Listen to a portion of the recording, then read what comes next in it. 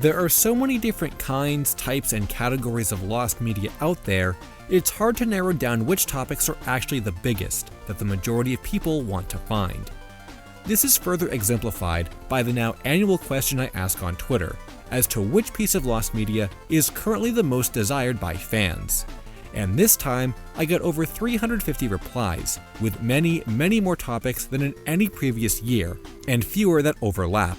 Let's start from the least popular and make our way to the most popular for this year's Most Wanted Lost Media of 2024.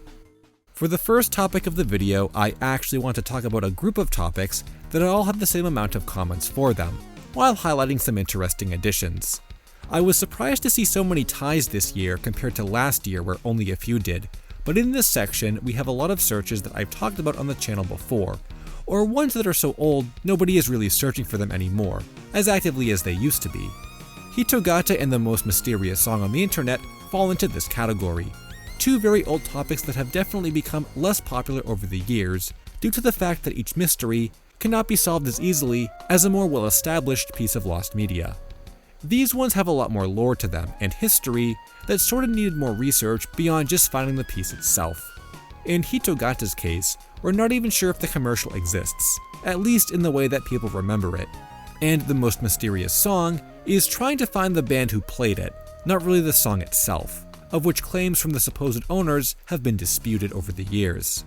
Another topic in this category that cannot be found so easily is the Sonic 1 Tokyo Toy Show demo, which has always been a popular topic in these lists, but has now slipped so far down it's not even in the top spots. The first year I did this it was ranked 1. Again, this probably has to do with the fact that there's really nothing we can do to try and find it, as Sega has gone on record saying they lost the ROM, and the only new finds that have come out of it recently were photos from magazines that give us some new screenshots. These are cool finds, but they only go so far, when we know we're no closer to getting the game itself. But a couple more of the surprising entries that have not been voted on before include some of the Gorillaz lost media like the Plastic Beach website game and the Seasides album. The Plastic Beach game was used to advertise the upcoming release of the band's third album, and has basically been lost to time in its completed state, though plenty of assets were recovered and a lot of gameplay does exist for it. It's one of those things fans wish could come back in its original form, despite the fact that it basically never can. As for Seasides, the lost internal demo CD that contains full versions of background tracks used in the promotional animations, this one has gained quite a lot of attention over the years for the different encounters and claimed sightings of the CD in the wild. It's apparently very rare and has been discussed on websites like Discogs before, as fans have attempted to get the one copy that is apparently in the hands of a collector. There was a whole lineage this CD was said to have taken, with claims of a record store having copies of it to an eBay listing from years ago that apparently sold it. Currently, however, there exists new speculation that states Seasides might not actually be a real disc at all, and even as far back as when it was first posted, questions surrounding its legitimacy were raised. No conclusion has been reached as of now, however. And finally, to round up this section is actually a new topic that I had seen a lot of discussion about throughout the community, and one that I actually hadn't talked about before. This is the original TV pilot to the Don't Hug Me I'm Scared series. This one is actually not lost in its entirety, like not having been seen by anyone outside of its production, and rather, it did receive a limited screening at the 2019 Sundance Film Festival. While the pilot itself has never been re-released in any way since, in the years that followed this screening, some content from it has resurfaced, including a 14-minute recording that was uploaded to YouTube in 2022, and even a 16-second sped-up version that the creators showed during a discussion they had about the series. In the years that followed the original screening, the show itself was reworked in its entirety, so the rarity and original concept of this pilot gave fans an even greater want to unearth it. But unfortunately, the creators claim they do not own the rights to the pilot anymore, so it cannot be released in full. Even though it's unlikely this one will be re-released officially, it's possible we could get it from some kind of alternate source, as it's modern enough for that to be the case. Now, those were a lot of smaller entries in the previous section, but now is when the votes get a little more clear-cut. This one section had two different topics tied. Both of these come from the horror genre, with the first one being that infamously debated topic that got so popular a few years ago, it's Go for a Punch. Yes, some people still really want this to be real and found, but there isn't a lot to say about this topic other than the fact that it's still on some people's minds. And even on my live streams, I do still see this get occasionally mentioned, or in passing when comparing it to something else. Basically, the search for this one is still up in the air, though I believe the majority of people just don't believe the topic is real or exists in any way, myself included at this point. The summary of its origin is that a post on 4chan recollected a disturbing anime that OP had accidentally seen as a kid, and hadn't been able to come across again. From that point on, the topic spread across the internet itself, as everyone became fascinated with such a creepy and dark topic. But throughout this intense searching, there were a lot of details that just didn't add up. This included the fact that knowledgeable users within this kind of gory adult anime realm had never even heard of it, and it didn't fit with the conventional horror style that was being used in the era it was dated to. Also, the idea of someone going on the deep web or a similar site to watch an anime like this is rather absurd, and the English-Japanese translation of the title doesn't really make sense either. Basically, nothing adds up, but what convinced me it was made up and a big hoax was the fact that every single lead which arose ended up being debunked as fake. We literally have no evidence pointing towards its legitimacy. Now, as for the other topic in this segment, you could argue that it's on the opposite end as Go for a Punch, and has been wanted for so long, it's probably one of the longest searches that might never be concluded. But unfortunately, it's one of those that also can't really be searched for due to its age and rarity. So it's left fans hoping that unpredictable circumstances will result in one copy showing up. It's London After Midnight, a lost horror film that needs no introduction if you've been in the lost media community for a while or are interested in lost films from the early 1900s. The movie stars Lon Chaney in what would be his last iconic role prior to his death, and centers around a murder mystery in a mansion that eventually became haunted. At the time, critics were not overly impressed by the film, but it's within modern times where the fascination surrounding it has increased. In August 1965, an explosion and fire at MGM's storage vault devastated their film collection, and was believed to have destroyed the last known copy of London After Midnight in existence. Nobody has reported a sighting of the film since then, but it's very possible there exist more reels that have yet to be found. We've seen many examples of previously lost works like this turning up in the most unlikely places. But of course, whether or not a found copy would actually be preserved correctly and still watchable remains to be seen. Despite the devastating loss of the movie itself, there are over 200 shots of the movie that have been archived, and the entire script, which film archivist Rick Schmidlin put together and gives us the closest representation of what watching the movie might have been like. I do think when or if this lost film shows up, it will be one of the biggest finds within media archival of all time. The next topic is our first standalone one that comes in at rank 4. It's not surprising to see it this high on the list, and never even made it onto the lists from either of the last two videos. This is a perfect example of how a topic can gain new popularity as developments and leads are found, reigniting the interest people had in it, especially considering its search began all the way back in 2020. And that topic is none other than the widespread search for Big Star's Secret, a lost video from the early days of YouTube. The interest in this topic came from the fact that so many people online remembered it in the first place, with recollections and memories spanning a wide variety of years. The video itself was stated to have had around 700,000 views before it was eventually deleted, and its scary nature is what stuck in viewers' minds all these years. Basically, the video is one of those fake how to unlock Luigi in Super Mario 64 tutorials, but at the end, instead of getting Luigi, you get a jump scare. The progress on this search has been really massive, with short clips and scenes of the original upload having been found in other reaction videos, and getting to talk to the original creator of the video himself. This provided more insight about its creation and details for how to spot any potentially authentic copy, while avoiding recreations or fakes that exist. In fact, one of the biggest problems with this search is simply the nature of the content itself. It's a modded Mario 64 video with a popular song overlaid and a visual quality from the late 2000s. It's something that can easily be recreated for better or worse. And while we've gotten some helpful recreations of what the video played out like, several have been so close to the claims described, they've been confused for authentic copies, or get passed around claiming to be the original upload. This is precisely what plagued the Hitogata search and why so many people gave up on it, though at least in this case we know Big Star's Secret did really exist. Now in contrast, something like Slamfest 99, where mascot characters fought each other inside of a boxing ring, is a specific event whose content cannot be recreated to the point of fooling the viewer. It really goes to show you the wide variety of what can be faked and what can't be. Considering Lotus Man has confirmed he does not own an original copy of the video anymore, that means the only way it's going to resurface is through an obscure upload that was somehow saved on a forgotten website, or that the users of such a site would still have the upload, or simply coming across a user in the wild that saved it from back in the day and still has it to share. But of course that's another issue too, coming across those people who might have it while being unaware that a search is even taking place. It's sort of like a needle in a haystack scenario, but with such huge progress having been made after the search went into cold case territory back in 2020, it's clear fans still believe there's more out there to uncover. Another really popular topic coming in at number 3 was never really a big deal prior to a year or so ago, and that's the unedited photo of Jeff the Killer, before it was turned into the infamous creepypasta that everyone online recognizes.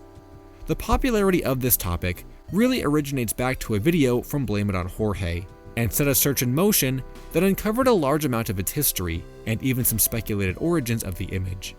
The earliest encounter with this image on American websites was as early as 2005, but with its origins believed to be from Japan, the oldest posts that use the image are dated to even earlier than that.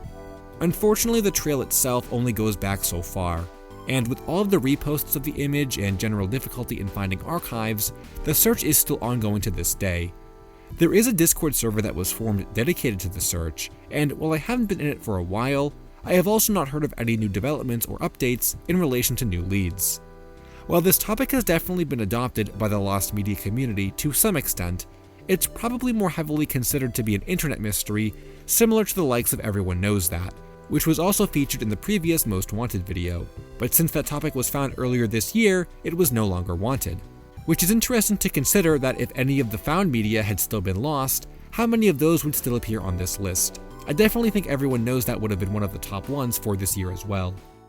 Coming in at number 2 on the list is one that everyone expected to see. In fact, I would argue that no matter who was doing the poll about Most Wanted Lost Media, this one would show up somewhere on that list, for how popular and desired this one is. The topic is none other than Me and My Friends.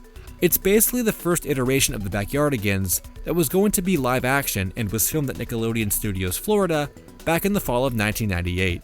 The pilot and show concept was rejected altogether and wouldn't be revisited until a few years later when the CGI version was started, making this earlier adaptation lost media. The only clip we have of it is from a reel celebrating the productions that Nick Studios Florida made, where a short few-second clip can be seen. Interestingly, it seems as though all of the pilots in this reel are lost media, so Me and My Friends actually comes from a longer lineage of lost content, and it's not so much an anomaly in itself. However, what is an anomaly is how difficult it's been trying to track down a copy, as on more than one occasion, we've been within arm's length of getting a tape, but in every instance, we would either get ignored, ghosted, or rejected. Actually, we were so close at one point, a former crew member sent us a photo of his copy and said he would digitize it after checking in with someone at Nickelodeon, though I guess they told him not to share it because we never heard back after that. However, over the past few years we have uncovered a plethora of new information and photos that expanded the story of its production, beyond where we ever thought it could go, and maybe that's one of the positives in all of this.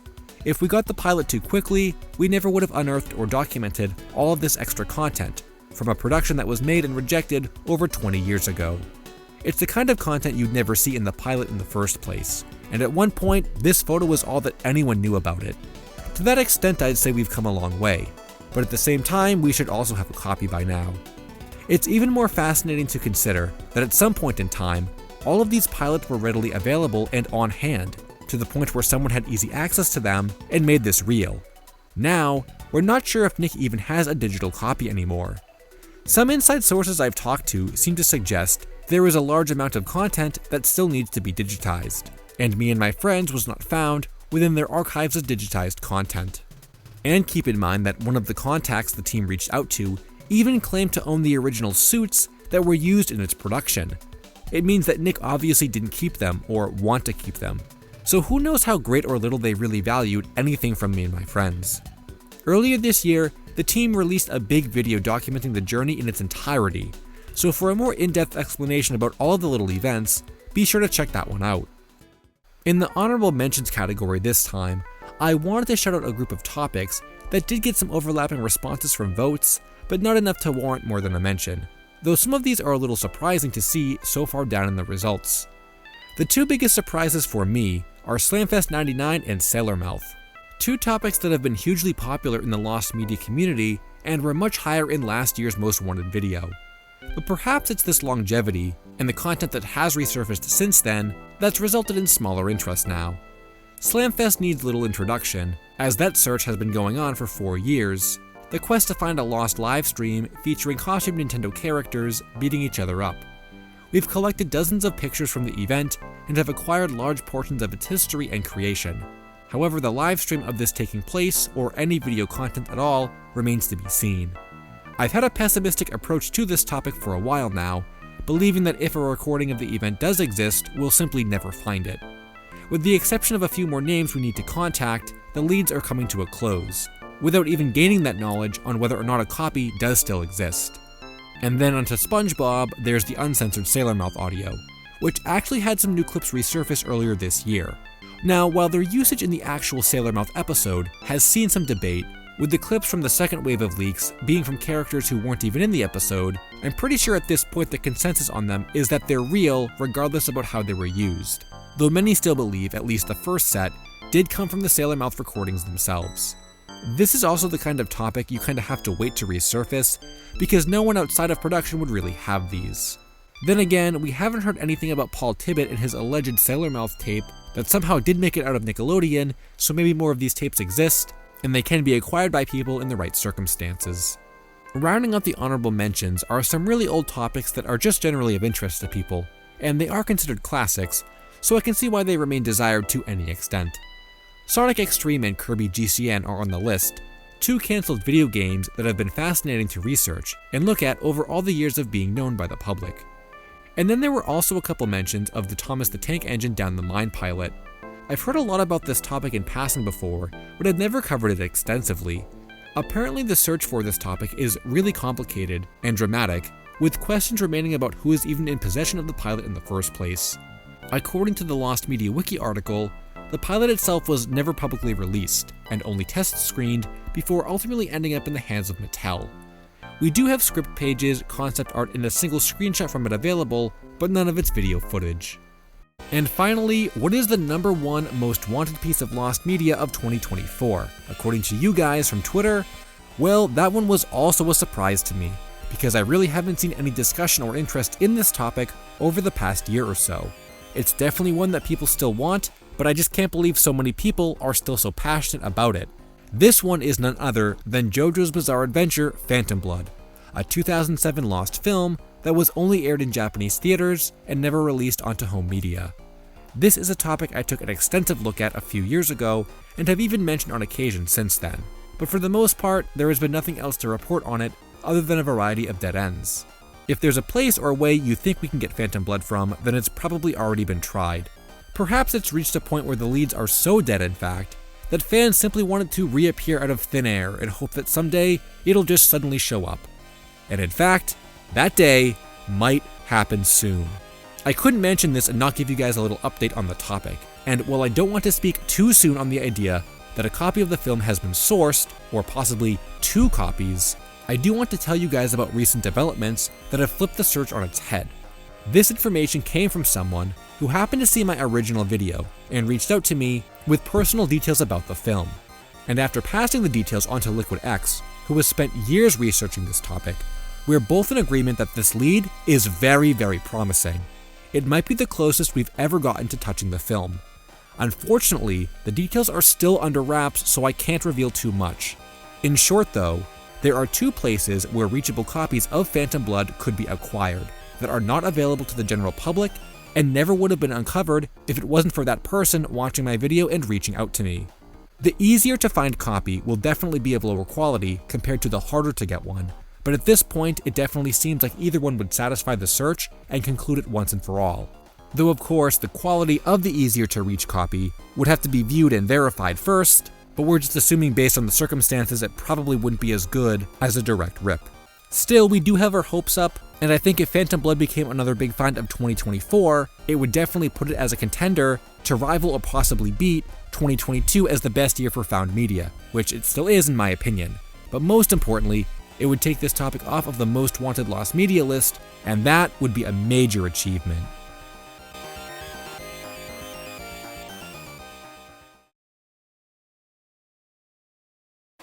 Hey guys, I hope you enjoyed the video. Be sure to check out some of my other lost media videos. Thanks for watching, and until next time, Finn.